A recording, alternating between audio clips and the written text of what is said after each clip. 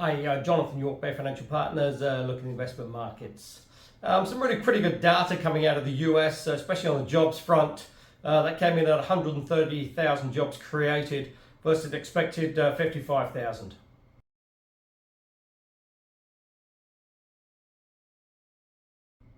That was maybe a little bit surprising because a lot of the private data coming out was showing, sort of a little bit of a weaker jobs market. And also as well goes against a little bit of the sort of reporting that's coming through with companies laying off employees.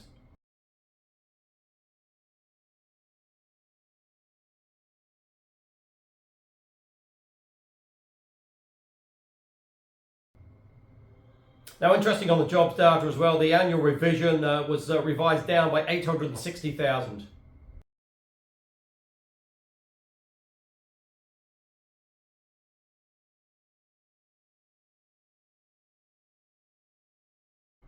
Though what is quite interesting as well is Trump has finally taken ownership of the US economy and said this is now the Trump economy.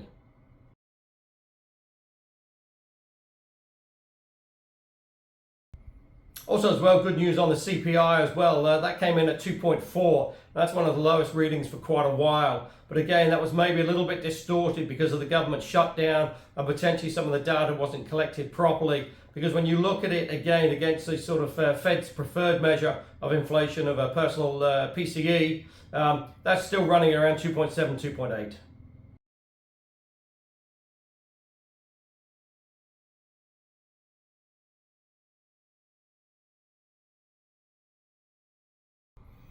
Now, obviously, Trump and Scott Bessent, the Treasury Secretary, have jumped on these numbers and said, look, it's really very good news, showing that the policies are working, and America is certainly going forward. Inflation's coming down, and the economy is very strong.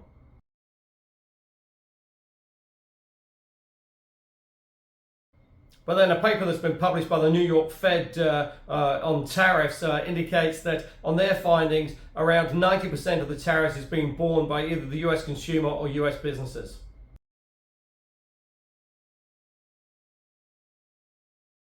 Now, the administration and Kevin Hassett in particular has come out and said this is the worst paper ever, and the authors of this paper should be prosecuted, because that goes directly against what the Trump and his administration have been saying, that tariffs are working, they're collecting so much money, and it's being paid for by the foreign countries, which is clearly not the case.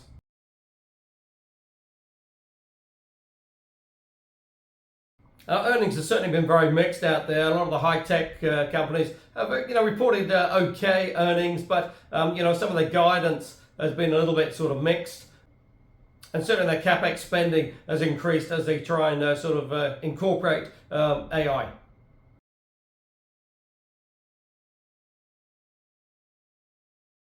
Now, Rex has certainly backed off quite dramatically in the US. 10 years back at 404, 2 years down to 342. And the 30-year is 473.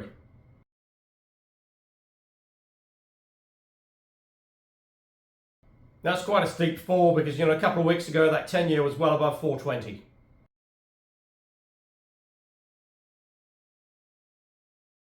Now, the Fed meets this week and really expected to leave rates on hold and really not sort of forecasting any change until potentially sort of June.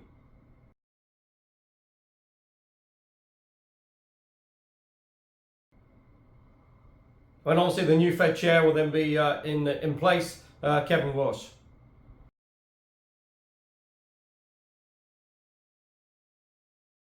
And it will be very interesting to see what happens there. Will Trump get what he hopes and lower rates?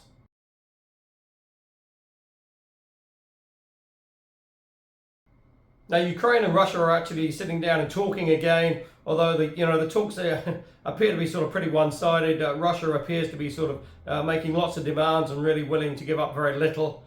Trump is putting plenty of pressure on Ukraine and President Zelensky to accept the deal that is put on the table, which appears to be heavily in favor of Russia.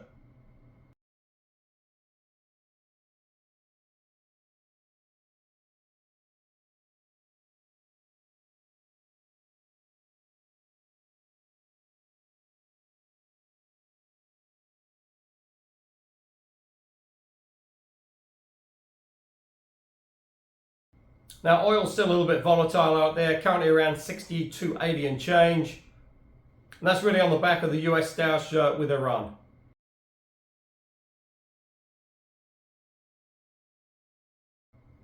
Now, some good and bad news in the UK. Unemployment reached a 5-year high at 5.2%.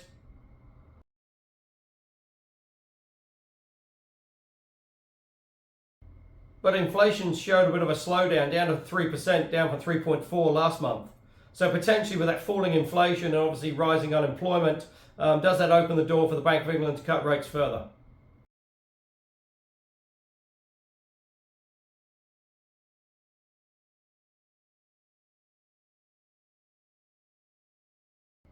Interesting developments in the EU. Several countries have come out and openly accused President Putin and Russia of poisoning Alex Navalny.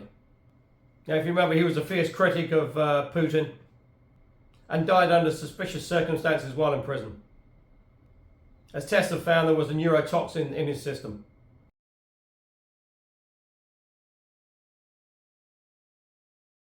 Now, in Australia, after the recent rate hike, the economy has now sort of just about absorbed that and digested that rate hike, and it'll just be interesting to see how it plays through over the next 3 to 6 months, especially if inflation does start to fall.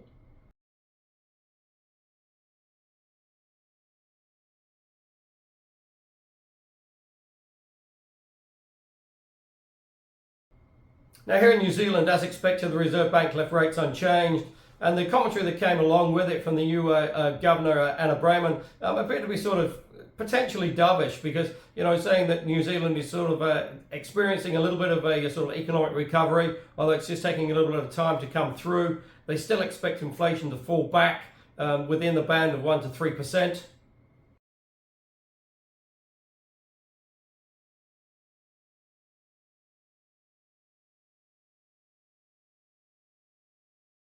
And given that potentially you're not looking at any rate hike until potentially end of the year. Because certainly the sort of green shoots that are showing in the economy at present, don't want to be choked off by a rate hike.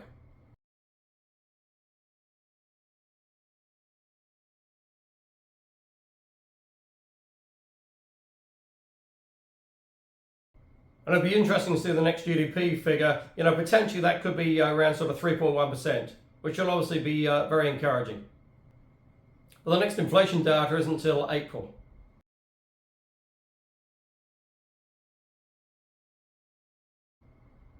And remember, the last print was 3.1. But a big factor in that increase was international travel.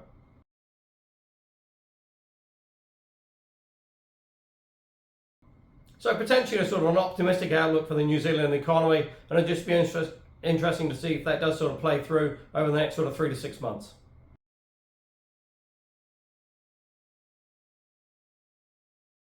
Because also as well, you've got the dairy sector that should start to see some of that mainland sort of sell-off from Fonterra coming through in terms of distributions, which will put more money into the economy.